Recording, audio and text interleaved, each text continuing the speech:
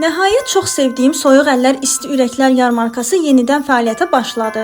Buranın atmosferini həqiqətən çox bəyənirəm. Yenə də çox gözəl bəzədilmişdi və yeni stendlər fəaliyyətə başlayıb. Bunlardan biri də mini burger stendidir. Həqiqətən bu stend mənim çox diqqətimi çəkdi və buna görə də sınamaq istədim. Həm toyuqlu, həm ətli növü var.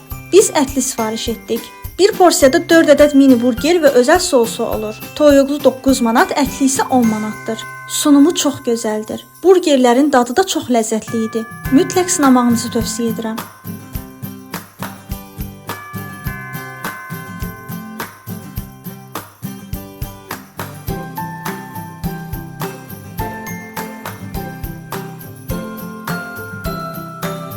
Daha sonra favori stendim olan Çokolava stendinə baş çəkdik. Həqiqətən buranın İzmir bombası bir başqa aləmdir. Bu il Çokolava yeniliklərlə gəlib. Dubay şokoladlı, çiyələkli və moruqlu İzmir bombası da artıq satışdadır. Sadə İzmir bombasının qiyməti 3 manat 50 qəpikdir. Ümumiyyətlə sadə İzmir bombasını bir ayrı bəyənirəm. Çox dadlı hazırlayırlar.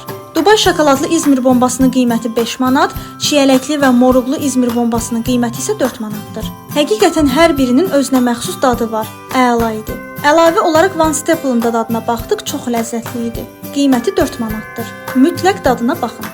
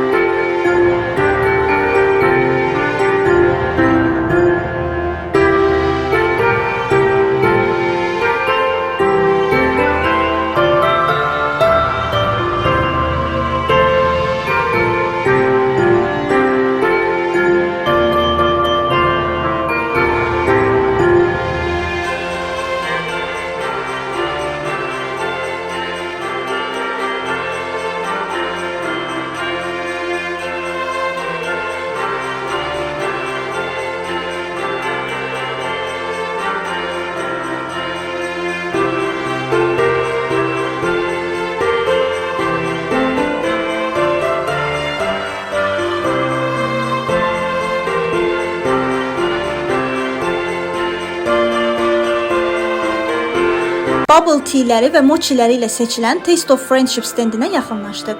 İlk olaraq mega ölçü südlü çiyələkli bubble tea'nin dadına baxdıq. Həqiqətən çox ləzzətli idi. Daha sonra da mega ölçü ananaslı çiyələkli bubble tea'ni sınadıq. O da əla idi.